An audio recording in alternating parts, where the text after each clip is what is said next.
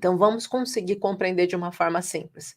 Imagina que o meu paciente, desde pequeno, desde criança, cresceu numa família em que todo mundo olhava para ele, todas as pessoas da casa, e menosprezavam ele. Tudo que ele ia tentar falar não acontecia.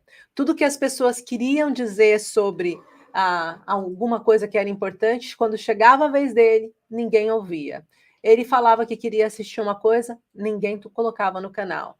Ele queria um alimento X, ninguém promovia aquela alimentação. Ele foi se sentindo desvalorizado. Chega na escola, aquela criança, dentro da sala de aula, em contexto escolar, a professora também coloca ele à parte. Os amigos fazem troça dele por conta da sua estatura, ou por conta do seu corpo, ou por conta de qualquer coisa que seja. Ele vai se sentindo cada vez mais desvalorizado. Ele começa a querer agradar as pessoas a todo custo, começa a sempre fazer mais pelo outro do que ele faz por ele mesmo. Ele vai gerando um processo que a gente chama de desvalorização. Quanto mais traumas de desvalorização esse paciente vai passando, mais ele vai desenvolvendo uma manchinha no seu cérebro, na parte que está relacionada a isso, que seria o mesoderma.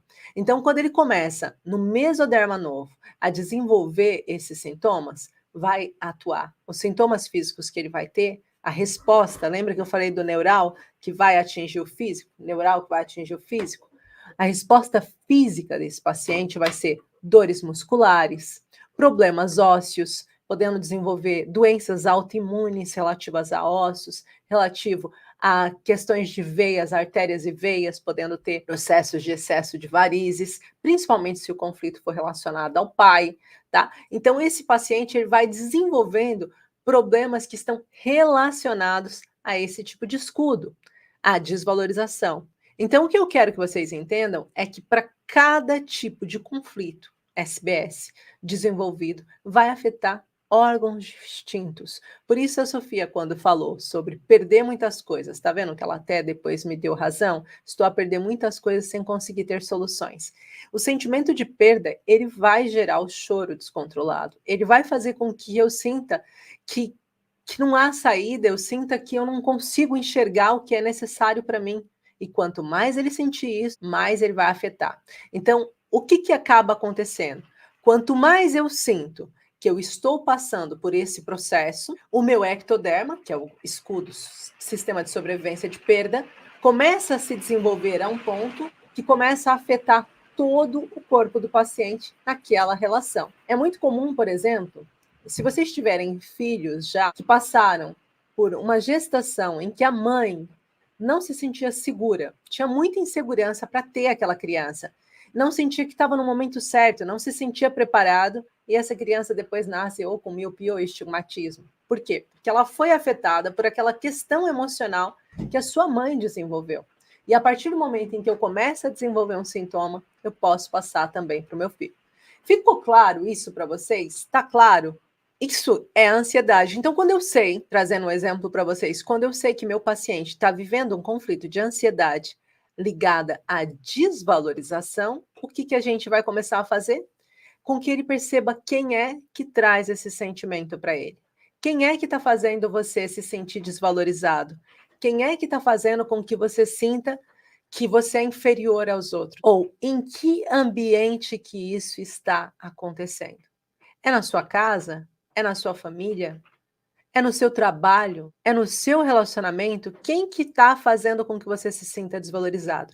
E a partir do momento em que você começa a identificar isso, você ajuda o seu paciente a criar uma coisa que a gente chama de blindagem emocional.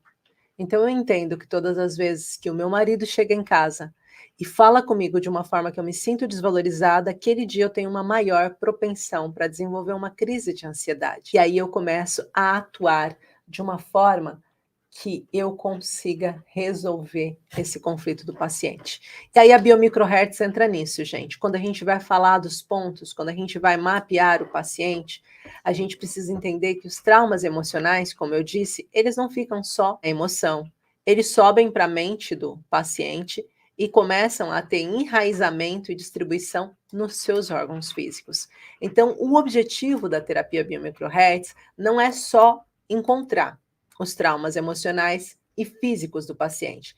Não é só entender quais são os traumas conscientes e os subconscientes, mas é também reestabelecer a ordem natural do corpo do paciente. E como que a gente faz isso? Desobstruindo os ductos emocionais, fazendo com que aquilo que antes era vamos pensar, um encanamento entupido, possa voltar a fluir como um rio, possa fazer com que esse paciente volte a sentir a fluidez necessária e essencial para que a vida dele não fique sempre ativando as crises de ansiedade, saindo assim daquela pirâmide que eu disse para vocês, da pirâmide do conflito. Ou seja, se ele sempre tinha o emocional que ligava ao mental e que enraizava com sintomas físicos, eu preciso cortar. E aonde que eu corto? Por isso que eu costumo dizer, não adianta a gente só tratar o emocional, não adianta a gente só tratar o mental, não adianta só tratar o físico.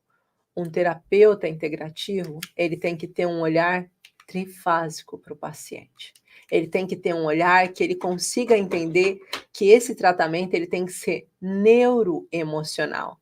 Tem que ser um tratamento em que esse paciente possa ser tratado nessas 3 esferas ao mesmo tempo. Porque senão eu trato o emocional do paciente, mas ele volta a ter a questão mental acionada através dos pensamentos ruminantes ou dos pensamentos acelerados, que são característicos da ansiedade. E depois disso, o que que vai acontecer?